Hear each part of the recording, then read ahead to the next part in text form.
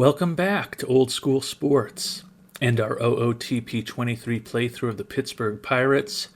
We are a little past midway through this 2038 season. Our first season as the general manager of these rebuilding Pirates, and it's been a rebuilding year. You can see a 36-53 record, 21 games out of first place in the NL Central, and just holding off the Chicago Cubs for the worst record in baseball. If we can kind of keep a 400 winning percentage over the rest of the year, that would put us at 65 wins, which would be a 10-win improvement from the 55 wins that the Pirates had last season. Was hoping maybe for a little more than that, but if we can get out, with 65 wins, it definitely demonstrates some progress, although we will certainly miss out on our goal with our owner of playing close to 500 ball if we continue winning at this pace. But you can see it would represent the best season of the last four by a pretty wide margin if we can just get to 65 wins. So that is a big goal of ours. We are about a week and a half, 2 weeks away from the amateur draft, when the Pirates will fortunately have the number one pick in the draft. So we're going to be going into detail on that in this episode. Pretty excited to have the number one overall pick. Not something that I think I've ever had playing OOTP. So really looking forward to that. Right now, when I look at the players who are available in the draft, I don't see someone that stands out as a epic, obvious number one overall type prospect who you just know is going to be an all-time great. But there are a lot of good players, and we'll get our pick among them. So that is going to be the big thing that we focus on in this episode. One other thing, and this may be a little surprising given the fact that when we look at batter WAR, he's one of our most effective players. But Victor Avelar, former Royal, who grew up in that Kansas City farm system and was an important player for our Royals playthrough in the last 4 years of it, is set to be making about $12.6 million next season. So we are actually going to put him on the trade block. I'm hoping that someone desperate for a relatively young, relatively productive bat may give us more, or may offer us more for him over the next month before we get to the trade deadline than we would potentially get if we were to trade him in the offseason. But I just don't think that as a team with a payroll of about $36 million, which hopefully will be bigger next year, admittedly, but I still don't think that we can afford to have a $12 million player on this team at this point. So it may be time to see what we can get for him during this season. And if we don't get a deal for him done during the season, very possible that we will move on from him in the off season. But right now, just going to put him on the trade block. Maybe a little later in the month of July, may actively shop him just to see what's out there for him. I mean, I guess I can painlessly do that now. Probably doesn't hurt to at least see what's out there. Would think that there would be some interest in Avelar. Looks like a lot of 2.5, 3-star players. Tony Holmes, first baseman, who's got 3.5-star potential. Durable player who's a decent hitter. Not quite as good a hitting prospect as Avelar is. Doesn't have the same kind of speed as Avelar. But not a horrible first baseman. A lot of more 2.5, 3-star potential type guys. So there's probably someone decent we can pick up for him, and we may be able to get more than one player in a package for him. Not something that, again, we're going to push too hard on right at this moment, but perhaps later in the month we will go to make a move to move on from Avejar. I'd like to have him as long as possible because I do think he'll help us win more games than most of the players on our team. But if he's not going to be with us for the long term, at some point we're going to have to figure out what exactly we can get for him. And one of the problems from potentially moving on from Avejar is that he's a fan favorite, one of the most popular players on our team, undoubtedly. So we'll take a big hit to fan interest if we do trade him away. And we will likely be moving on from him either during this season or next off season. Or if not, then certainly after next season when he's going to hit free agency. And this is kind of one of the gamey things about the game, OOTP, that I don't love. But as a preemptive strike for the hit that we're going to take to our fan interest from potentially moving on from Avejar, I may go try to bring on a Julio Rodriguez or a Juan Soto, players in their late 30s, making tons of money near the end of the line, simply to get the bump in popularity, get some fan interest built up. You know, it feels a little like you're just kind of playing the game rather than really building a team the right way, because there's no way in the real world that a Pirates team that's on pace to win 65 games would be making a trade at the trade deadline for a popular veteran player. And there's also probably no way that a popular veteran player, if they've got a no-trade clause, would even accept that trade to the Pirates. But I need to get my fan interest up. So honestly, I might try to take a look and see who's more likely to retire after this season and go after that player. Because so I would guess it would probably be Soto, because he's not as good anymore. They're both wrecked physically, but Soto's going to be 40 years old at the end of this season. Not even a league average hitter at this point, has been slightly negative in terms of his WAR. But he's extremely popular, and if we can get him for nothing or close to nothing and not have to take on a lot of his contract, we've got no player who makes this deal work. So that's unfortunate. Oh, maybe that's just because we can't take on his entire contract. Yeah, what if we asked them to keep 80% of his contract because we don't have a ton of money? Oh, and you can see they just want to do anything possible to get some of the money off of the books for them, because the Cubs are, as I mentioned, I think the only team that's behind us in the standings, despite the fact that they've got both of those guys. Yeah, they're the only team that's worse than us. So they just want to save anything they can with him. So I think we may look to bring on Soto. And as I mentioned, you kind of hope that he retires after this season, because we'll get a fan interest bump from bringing him on. But if you were to go and sign with someone as a free agent after this season, then the fans will be upset at us for not bringing him back.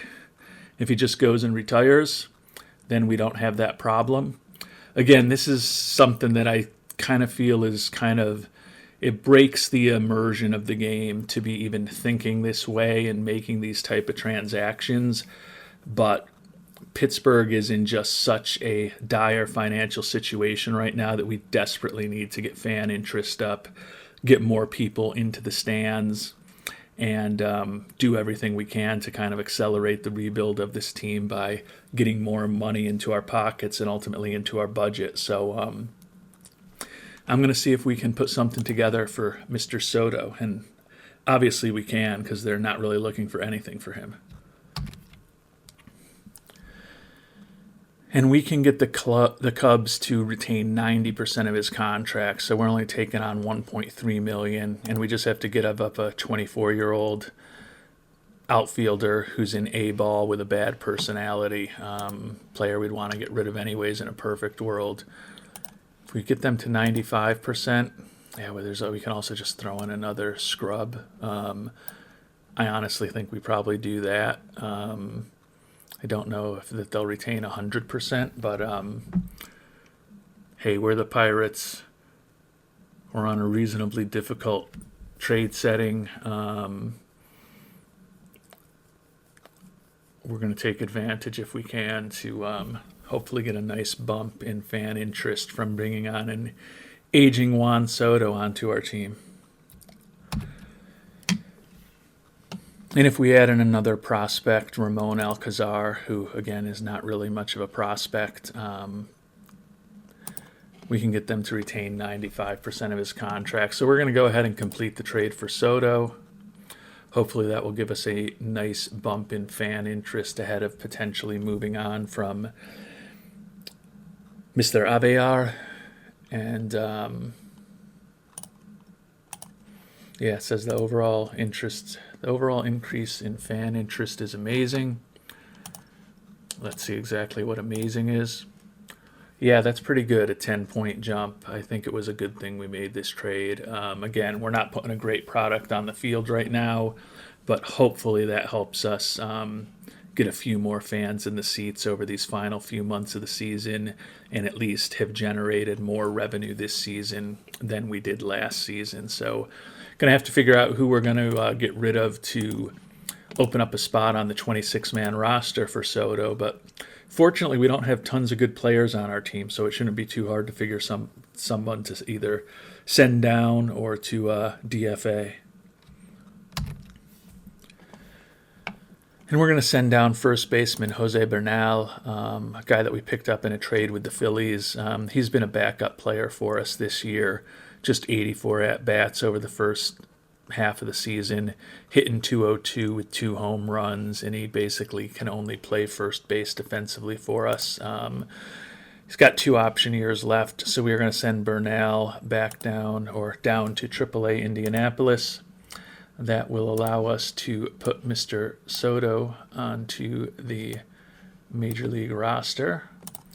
I wonder whether Soto will even be starting for us.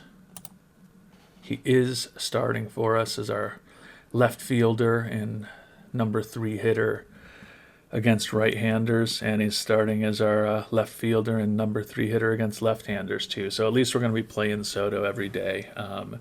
Again, I don't think he's a difference maker at this point. Basically, the only thing he's above average in, at least according to our scout offensively, is his eye. So he should continue to walk a lot, be on base. Can see he's walked 77 times this year and 310 at-bats, which means that his .206 batting average still leads to a .368 on-base percentage with all those walks. So we've got a pretty bad offense, and we could definitely use some base runners. So at the very least, maybe he helps on that front. We're 15th in the National League in walks, and we're 13th in the National League in runs, and we're 15th in the National League in on-base percentage. So hopefully he can help us a little bit in some of those areas, and obviously, hopefully he will help us put some more fans into the stadium. And you may remember from the end of our last episode, we made a $5 million international amateur free agent to starting pitcher Tony Estrada. He prefers the offer from the Braves. So we'll take another look at the international free agent amateurs that are out there. Didn't really love any of these players. Estrada was the guy that we liked the most. But we will shoot a shot with somebody else. We've put aside the money in the budget. We might as well try to spend it on someone who could potentially help us down the line. And I really don't love any of these prospects. I think we're going to go with shortstop David Turrieta, 16 years old, one of the younger players available.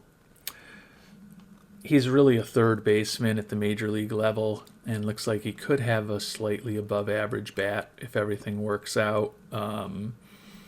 Not the most exciting prospect in the world, but I don't really love any of the other prospects. And as I said, we've already budgeted the money. We might as well at least try to bring someone in our system. And we're not given him an option to make an offer to Turrieta because he likes a team better than us. It's already given him a max offer, so it's not easy being a Pirate. And our fallback now is another 16-year-old Omar Gines. Has the high work ethic that we like. Looks that he could profile as maybe a bit above average as a major league hitter, although hopefully unfortunately, he doesn't have a ton of speed.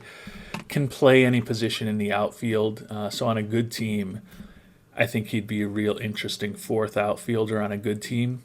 Presumably with the Pirates, he'd probably be a starter at the major league level. But we're just trying to get talent and good personalities into our system. So we are going to see if perhaps Mr. Gines will be willing to sign with us. And he's not sold on the Rays. We're probably going to need to spend the full $5 million to ever sign him, but it looks like $3 million will put us in the mix right now. So we're going to at least ask for a response for $3 million and see if maybe we can circle back if we get him signed for only $3 million and maybe add another player to our system, which is not normally the way I play things. Usually find the player you want, offer him $5 million, hope you get him and move on. But we're the Pirates. We're going to have to be creative. And time to find out who from the Pirates made the All-Star team. I'd have to think it's probably going to be Avear. But since the American League players are listed first, we'll check on our old team, the Royals. Yisriel Bernay, who we had picked up middle of last season. All-Star as a reliever. Chris Rutledge, All-Star as a reliever. And Royals closer Santiago Suarez. So 3 All-Stars there. Angelo Bolden, longtime catcher and All-Star. Jonathan Ojeda, excellent first baseman and All-Star. Javi Medina, Rule 5 acquisition to Superstar, who's an All-Star.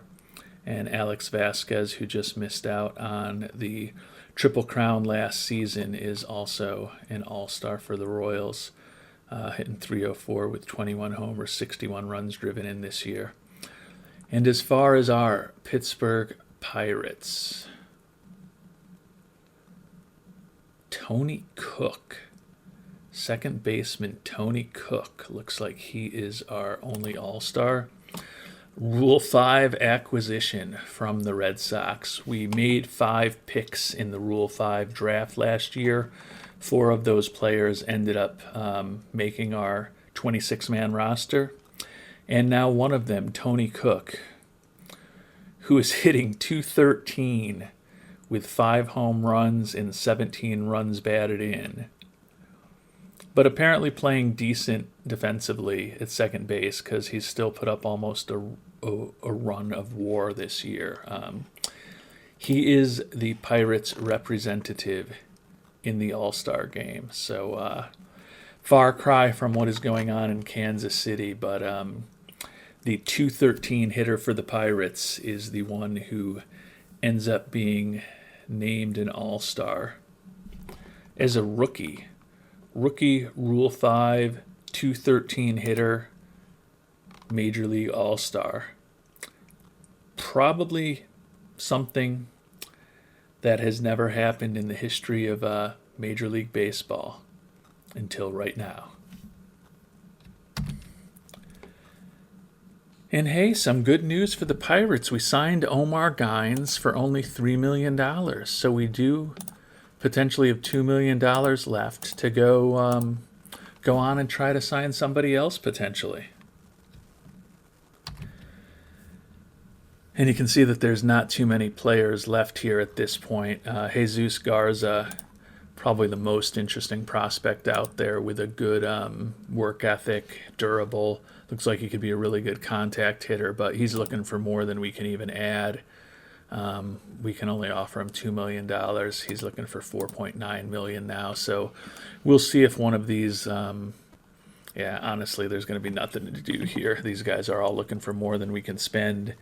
And David Castillo and Robert Contreras don't really look like big-time prospects. So we're going to save the extra $2 million. Hopefully that'll help our finances on the margin by $2 million at the end of the year. Right now we are poised to actually make some pretty decent money this season for Mr. Robert Nutting, our penny pinching owner. So hopefully another $2 million in there will allow us to make even more for him, and maybe he'll loosen the purse strings a little bit for us next off season.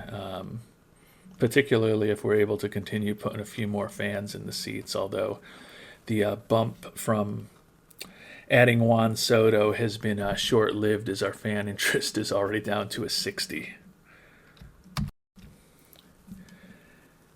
And we have made it to the start of the 2038 Major League Baseball Amateur Draft, where our Pittsburgh Pirates are going to be picking number 1 overall. And you can see there's a nice list of kind of 5 and 4.5 star potential players this year. We are going to go through them all relatively quickly just to kind of show you the universe of prospects that happens to be out there. Would love to hear from people who you think we should draft. We've got it down to about 7 players that we are kind of focused on.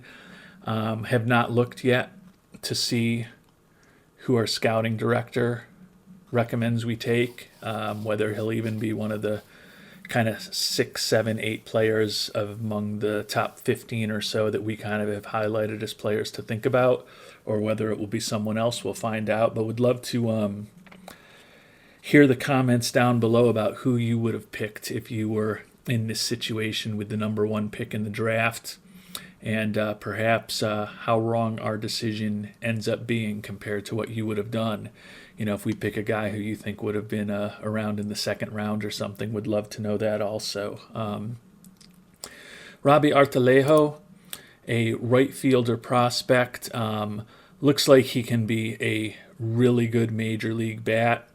17-year-old high school player.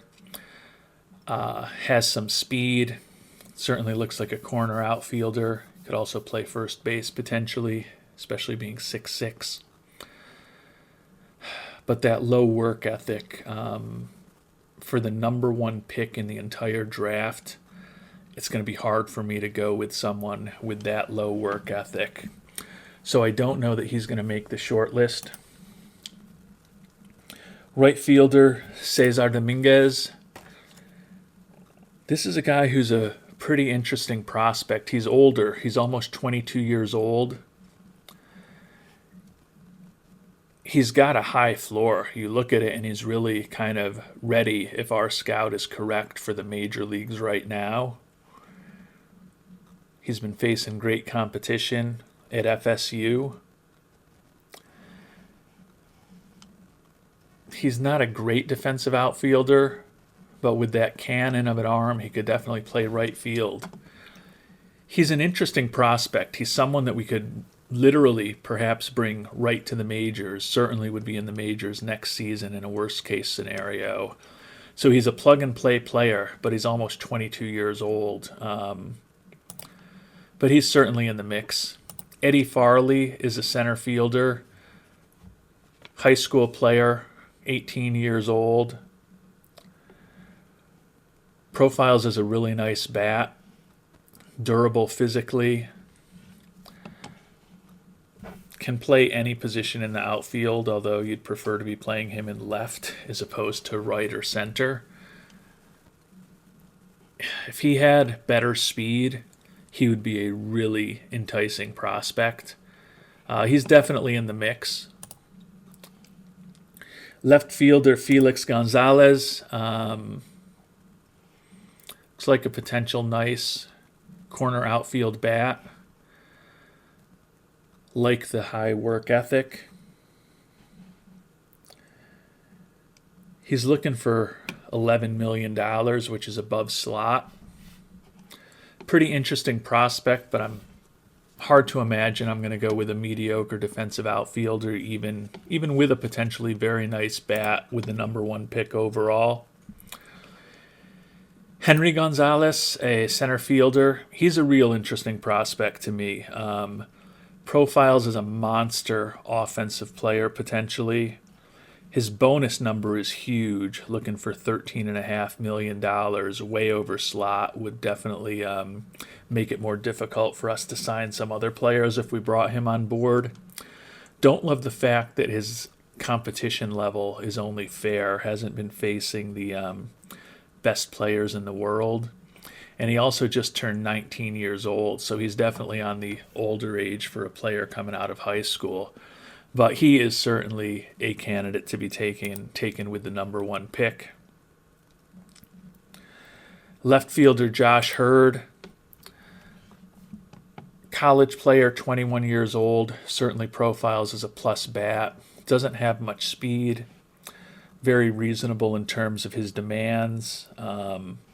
Like the good work ethic. Definitely would be a left fielder or a right fielder, and he truly has a cannon in his arm. It's like Jesse Barfield out there with the arm that this guy has. I don't know if he's a number 1 overall pick, though. Catcher Ivan Hinojosa. Really nice bat for a catcher. College player who's almost 22 years old. Good enough defensively. Clubhouse leader. High leadership. He's in the mix. Catcher with that kind of contact, home run power, and a good eye, and above average defensively, even though his arm isn't great. Definitely in the mix. Oscar Mendoza. Pretty solid bat. His bonus demand is nothing, so it would leave us money for the second round to kind of go after someone more expensive who is still lingering at that point. Interesting prospect. Doesn't seem like a number 1 overall pick in the draft, to me at least. Andres Navarrete, center field prospect. Like the durability. Solid bat. Decent glove. Like the range. The error and the arm rating aren't great. Looking for $13 million. I don't think he stands out compared to the other prospects that I'd take him at number 1 for that far above slot. Left fielder Tony Regalado. Corner outfielder with a good bat. I don't think he's a number 1 overall pick. Catcher Bobby Rivera. Love the glove. He's durable. Only a fair competition level. Profiles as a slightly above average offensive player with a great glove behind the plate. Not a lot of speed, but you're probably not going to find a ton of catchers with a bunch of speed. Only 17 years old.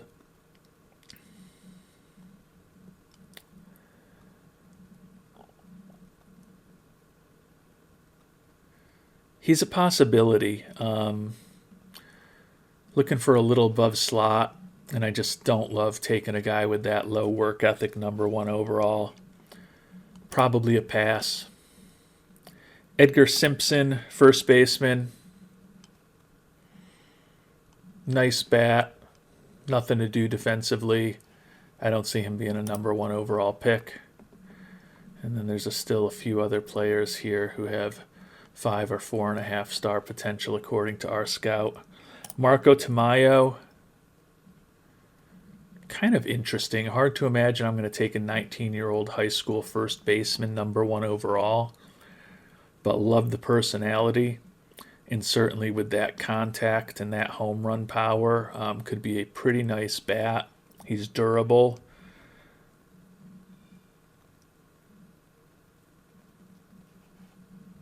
Is he a number 1 overall pick? Maybe not, but I think he's in the mix.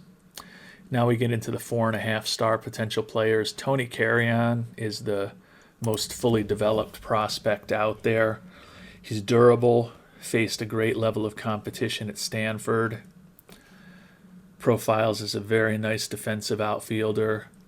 has speed, good base runner, and can be a plus bat. He's also pretty fully developed. I don't think he's quite as developed as Dominguez, but he's got a pretty high floor looking at these ratings. And you look at the OSA ratings, they're not quite as optimistic about him, but still certainly looks like an above average major league bat. Would be nice because he'd be a plug and play major league outfielder for next season. But he's older. He's already 23 years old, and his ceiling isn't as high as some other players. He would be a very conservative number 1 overall pick. I'd view him as a can't-miss prospect from that perspective. I mean, he's kind of an average-ish major league hitter at this point right now based on his ratings, given that he's got such good speed and base running skills, good defense. He's got a high work ethic. He's probably going to develop fully. So is he a perennial all-star? I don't think so. Is he a guy who looks like he could have a 15-year major league career and make 3 or 4 all-star teams? Probably.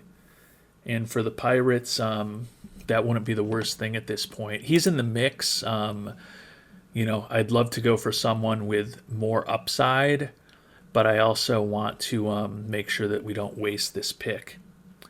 Jose Magana, second baseman. I like his bat. He's not really a second baseman. He's 6'2". You could play him at first. Could play him in left field. Personality's a bit of a turnoff. Next. Jose Mendoza.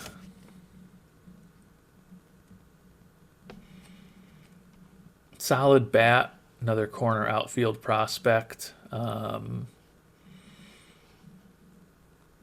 Kind of mixed personality. He's very extreme. He's either really good or really bad at just about everything. I don't think he's a number 1 overall pick. Denzel Phillips, third baseman. Average competition level, 18-year-old. Profiles as a third baseman, 6'6", so he could play first. Decent bat. He's not a number 1 overall pick in my view. Elijah Rivera, center fielder. Profiles is a pretty decent bat. Like his glove. Like his durability. Dollars that he's looking for are reasonable. He's a possibility. Don't love him, but he's in the mix. And then last but not least, Julio Sanez. He's interesting to me. College player, he's a pretty clean prospect. He's durable. He's got speed. He can bunt. He's a decent base runner. Versatile player defensively. Got the good work ethic, so you think he's going to develop fully. He can play second base for you. He can play first base. He can play any outfield position. He's coming from Minnow State University in North Dakota. The competition level for him in college is only fair, though. That definitely scares me a little bit, but he doesn't have as much upside as some of the players either, but he's a pretty clean prospect. So he's in the mix. So I think we've kind of got a mix of guys with upside, probably 4 or 5 guys who have got some upside, and then we've got kind of 3 college players, including Sanez, who have pretty high floors, but probably not the same kind of ceilings as some of the minor league players. So that's the crew that we're considering for the number 1 pick. Let's see what our scouting director suggests. And he suggests we go with the catcher, Ivan Wild Thing Hinojosa. He was one of the players who we were considering. Looking for a bit above slot, 1.5 million above slot. More than a bit, honestly. I do like the glove. I really like the potential bat. Catcher who can rake, who's going to walk a lot, can hit some home runs, is absolutely an interesting prospect. And he's been facing great competition at USC, so he is definitely in the mix. And with this number one pick, I was really hoping to find someone that I would just absolutely fall in love with. A no-brainer from my perspective, and I don't see that player. Would love to hear from those of you who are watching and would be gracious enough to take the time to comment who you think the number one pick should be. Could definitely learn from all of your perspectives, but to me there's not an obvious player, so I'm going to have to go back and revisit the 6 or 7 or 8 guys who I thought were potential number one prospects and come up with a direction to go.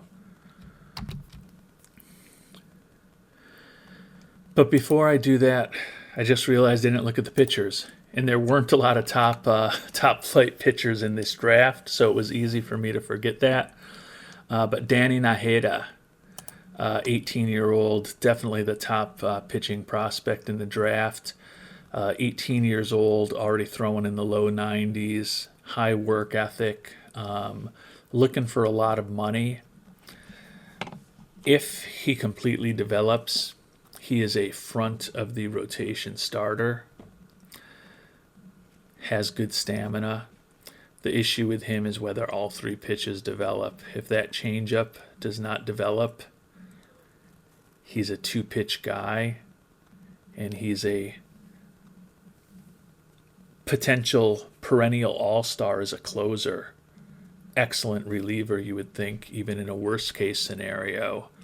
But I just don't know that you're taking a reliever number one. If he had a 4th pitch that was in the mix to potentially develop, that would make me feel really good about taking him number one.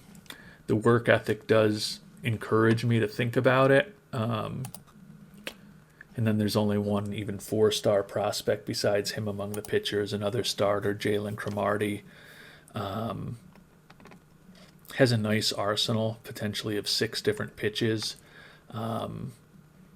Could be above average as a starter, but probably not someone I'm going to put a lot of time into thinking about.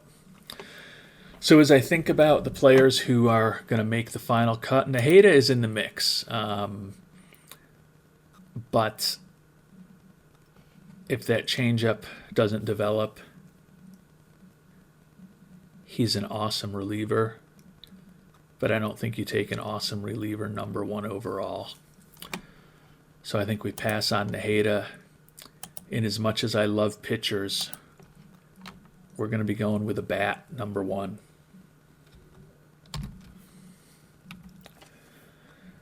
So besides the big-time pitcher Naheda, who we're going to move on from, I think there's 8 people, 8 prospects we've talked about who made the final cut. I'm going to talk about the 5 that we've moved on from first. First one that we're going to move on from is Eddie Farley. Real interesting prospect. Off the chart home run power and discipline. Just doesn't have a ton of speed. Actually, he's still in the mix. We're going to have 4 that we're talking about. I can't let Farley go yet. Farley's still in the mix.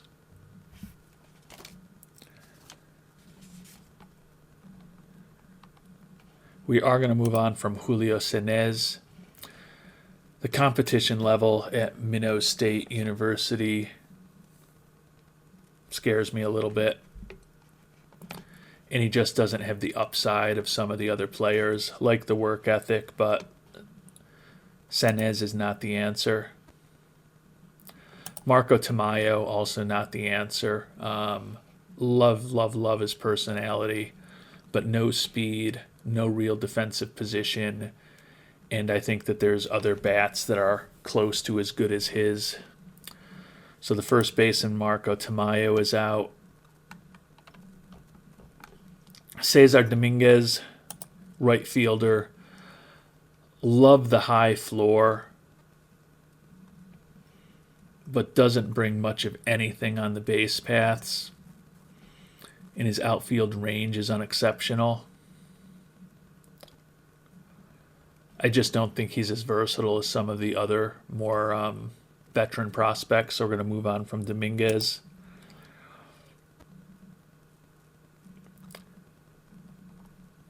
And last but not least, we're going to move on from another center fielder, Elijah Rivera. Like the bat, like the durability, does have a little speed, decent defensive player, but he's not as good in my view as the four players who are left. So I thought I had it down to 3 players, but it's really down to 4 because Eddie Farley is still in the mix. The number of home runs he can potentially hit, the number of walks he's going to potentially draw, along with good contact and good power, and a profile that could definitely be a center fielder. He'd be much better in left. He'd be a great left fielder. He'd be a good center fielder. And he'd be a decent right fielder. You know, the range and the error rating kind of overwhelm his weak arm. But he's durable, and just love the fact that he can mash a ton of home runs. So the 18-year-old center fielder, Eddie Farley, still in the mix. 19-year-old center fielder, Henry Gonzalez, also in the mix. Just an incredibly impressive and pretty well-balanced batting profile. Decent speed. He can play any outfield position. You don't love him in center field, but he can certainly play there. Looking for a ton of money. Don't love the fact that the level of competition that he's played against isn't all that impressive, and he's also old for a high school prospect. But you look at the OSA ratings, and they think even more of him than our scout does. So he's a pretty impressive center field prospect. And we might as well talk about the third of the 4 center fielders that we're thinking about, and that's Tony Carrion. You may remember he's the durable college senior from Stanford. Great competition level that he's faced against. Very nice defensive player. Good speed, exceptional base runner. Kind of ready for the majors today if we had to play him in the majors. And with that work ethic, you would think that he's going to quickly make the most of his ability. You look at the OSA ratings, and they're not quite as high on him. But he is a guy who would likely be a starting outfielder for these Pirates in 2039, making the major league minimum. And looks like the kind of player who could really help this team both defensively and offensively. So 3 center fielders in the mix, and then the catcher, Ivan Hinojosa, who our scout recommends that we take. Plus defensive ability, a little bit below average arm. Has faced great competition at USC, similar to the competition that Carrion faced at Stanford. Potentially a great contact hitter who's going to walk a lot and hit a lot of home runs. So he's a very interesting prospect as well. So we are down to 3 center fielders and a catcher as we try to make this decision on where to go with the number 1 pick in the 2038 draft.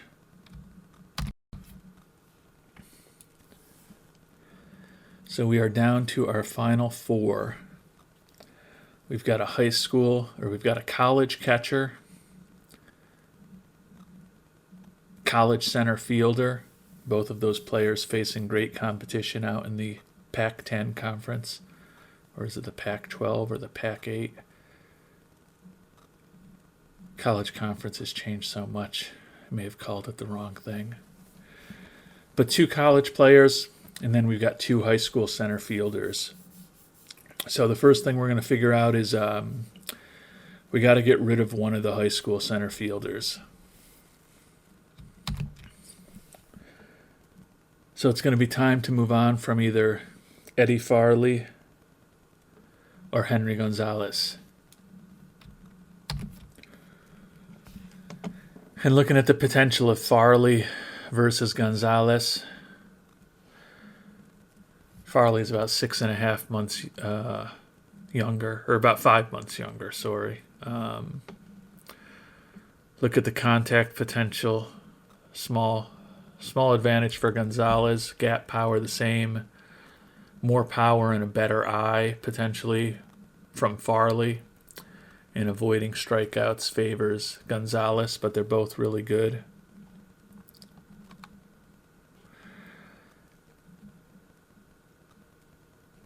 Speed favors Gonzalez a little bit. He's also a slightly better bunter.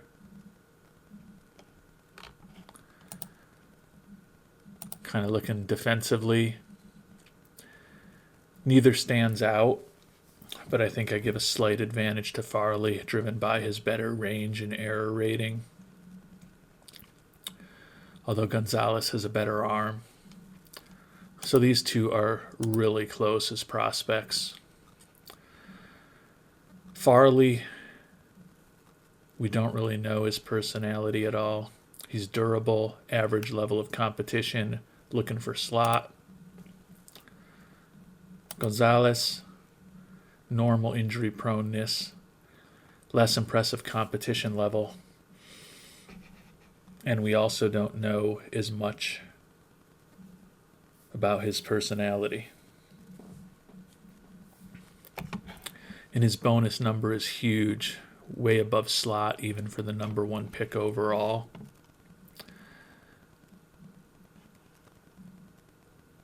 But the potential for an absolutely monster profile from Gonzalez means that, to me, he's the guy that moves on. His contact and his gap power are already close to major league level. And he's 19 years old. Sorry, we're looking at the OSA ratings, which are more impressive than our scouts ratings. But even with our scouts ratings, he looks like he's an above average to excellent in every category if he completely develops. Just think he's a little more well-rounded offensively than Farley, although we do love that home run power and that potential eye with Farley and the durability with Farley. I keep trying to talk myself out of Farley, and every time I try to say goodbye to him, he pulls me back in.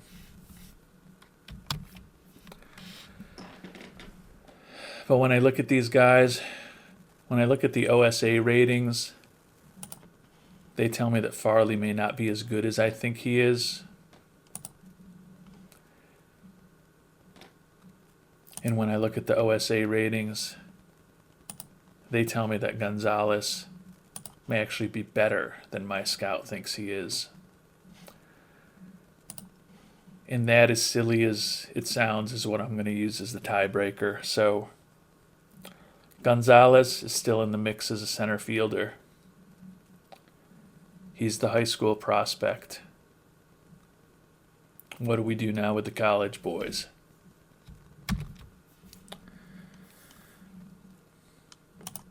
Hinojosa, the catcher, is who our scout suggests we pick. Such an impressive bat for a catcher with above average catcher ability, good leadership, looking for above slot, has faced great competition, almost 22 years old, so an older prospect, but just a very good prospect. OSA thinks he's similar to the way that our scout views him. Really nice prospect. And Tony Carrion is even older. He's already over 23 years old. but he's durable. He's also faced great competition. He's a really good defensive player. He's really fast. He's going to be a good base runner.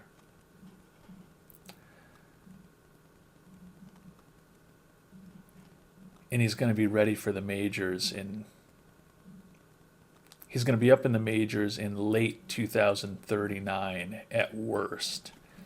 And it's very possible, if he develops over the couple months that he'd have in the minor leagues this year, that he'll be up right from the start of next season in a starting outfielder for us. He's going to strike out a lot, and he's not going to walk a ton, which I don't love. But his floor is a good major league player, quite honestly, because he's going to get better with that high work ethic. He's going to be playing every day. He's going to be playing nice defense for you. He's going to be good on the base paths. He's not a great hitter, but he's potentially going to be able to hit some home runs. 18 home runs and 181 at-bats at Stanford this year with a .326 average, 1.151 OPS plus, or OPS. OSA doesn't think he's quite as good as our scout does. Going back to Hinojosa, he hit .367 with 13 homers and 158 at-bats at USC. Similar OPS. Looking for a little more money. Only normal in terms of his injury proneness.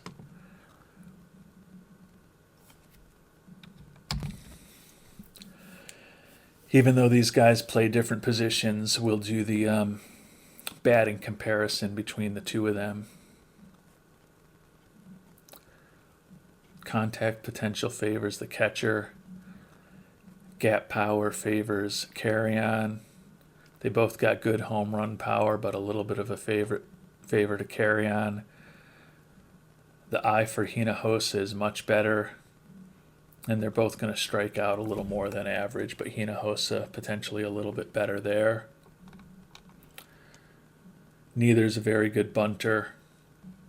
The center fielder Carrion is much faster, much better base runner, much better at stealing, and he's, elite in terms of his base running instincts and his base stealing, although his running speed is only well above average, but not as exceptional as those other categories. And then looking at the defensive ratings, obviously very different positions that they play. Carrion, in addition to being a guy who you would happily play in any outfield position, can also play second, can also play short. 6'2", he could also play first. And you could play him at third if you had to, although you don't love the arm. You don't love the arm for short either, quite honestly.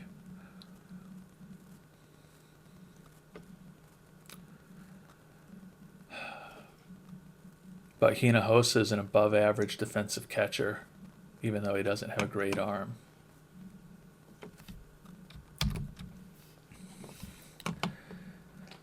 I have really been attracted to picking Tony Carrion number 1 since I started looking through these players a while back, and have kind of followed him closely throughout the scouting over the last couple months in the game. He's a great base runner.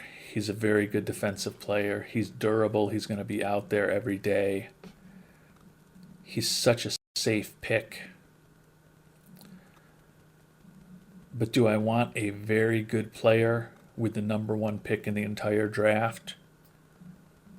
Or do I want a player who can be excellent?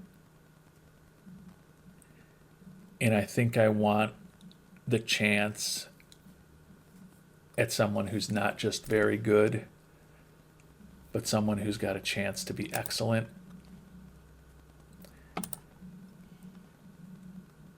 And I think Hinojosa is that player. I mean, this is a catcher who can rake, who's above average defensively. in a best case scenario, he's a perennial all-star. So this hurts, but I'm moving on from Tony Carrion. And we are down to 2. The college catcher, Ivan Hinojosa, or the high school center fielder, Henry Gonzalez.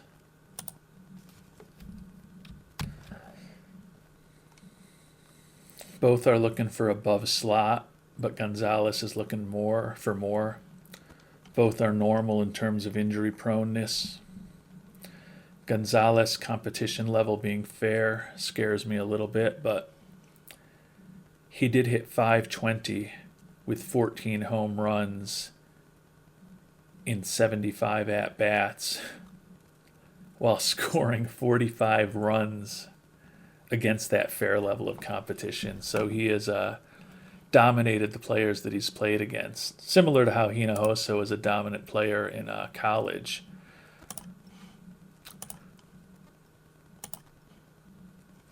So we're going to go ahead and compare a center fielder to a catcher again as we make this final decision. Looking at the batting ratings and the potential, both potentially excellent players. Hinojosa, above average to excellent in everything.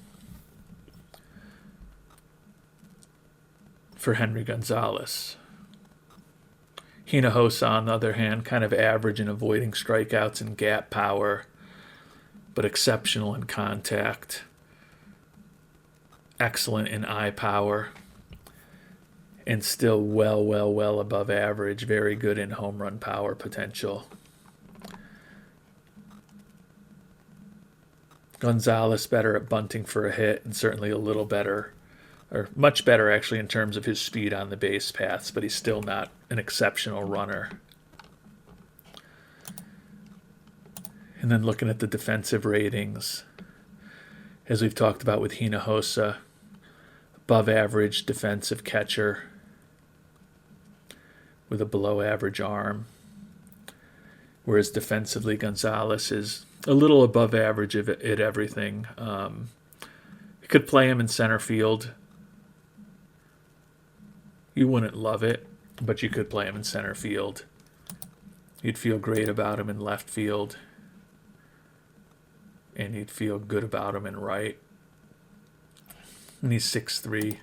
He could also play first base. OSA thinks he's even better than our scout does. And when we look at Hinojosa, pretty close. OSA thinks he's got an even better eye than we think. Although we think he's a lot further along right now than the OSA does. We think he's pretty well developed in terms of his contact and his gap power. OSA not quite as high on him. And Hinojosa, we're $1.5 million over slot. Henry Gonzalez, we're $3.5 million over slot, so that may limit what we can do with some of the other picks, if we pick him in particular. But both of these guys are going to be digging into our budget a little bit. Maybe the fact that we're going to save $2 million on our international amateur free agents will give us a little bit of flexibility, although I'd be a little bit surprised if Mr. Nutting allows us to tap into those funds.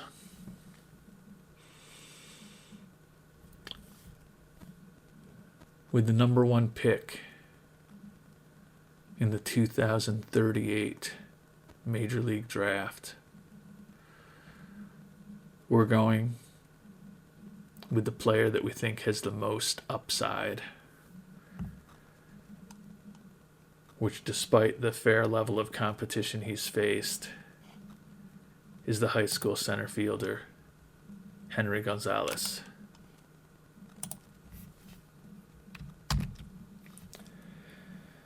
So we've simmed ahead to our second pick at the top of the first round just to see what happened.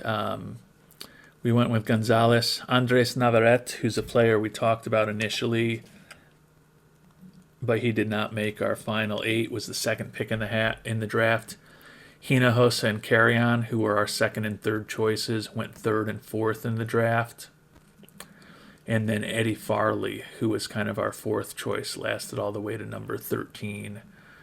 But you can see some pretty familiar names that we spent some time talking about in Senez and Simpson, Rivera, Tamayo, Gonzalez, Dominguez, and others at the top of the draft. And we had to go 22 picks into the draft until a pitcher was taken. And it wasn't Naheda who went 23rd. It was Bill Davey. Definitely profiles as a potentially above average pitcher coming out of college, like the work ethic, like the large arsenal of pitches, but certainly not someone you would take number 1 in my view. But a very hitting-centric draft, amazingly hitting-centric, with the first 21 players picked all being position players. So given that we went into such excruciating detail about what we were going to do with this number 1 pick, we are going to call this an episode. We will continue with the remainder of the amateur draft as well as the rest of the month of July in our next episode. Again, totally appreciate everyone who watches. Very thankful for everyone who comments on these videos, and would love to hear your thoughts on whether we made the right decision, or more likely that you were screaming at the computer for us to go in another direction while you were watching this. As I said earlier in the episode, I was hoping there would, in my mind, be like a generational type prospect, or even just a player who I felt was just clearly number 1 in my mind. And I really didn't get that sense from this draft. Every player in my mind had their flaws. Gonzalez, if he develops as expected, is a monster, and hopefully he will. But the competition level scared me a little bit. I don't love the fact that we are going to blow basically our entire budget on bringing him on board, and that may make it harder to sign some of our draft picks from the second, third, fourth, and fifth rounds. But that is the direction I went. So would love to hear your thoughts on it, and if we should have gone in a different direction. So until our next episode, thanks so much for watching, and hope you have a great day.